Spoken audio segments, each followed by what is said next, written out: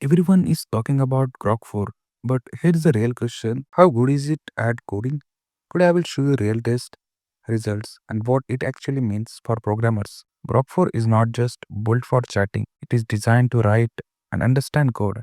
It works with Python, JavaScript, Java, even frameworks like Flask or Express. The goal is simple: save developers time by writing functions, debugging code, or even building small applications. Let's have some tests. My first test was a basic Python problem. Generate Fibonacci numbers in second. Grok 4 gave me a neat, readable function, something a beginner could copy, run, and understand instantly. No errors, no confusion for small tasks. It feels like having a coding tutor on demand. Next, I gave Grok 4 some broken code, a function with missing variables and logic errors. What happened? Grok 4 not only fixed the code, but also explained the mistakes step by step. That's huge for beginners who want to learn instead of just getting the answers. It is like pair programming with an AI partner. Now for harder challenge, I asked Grok 4 to create a Node.js API endpoint.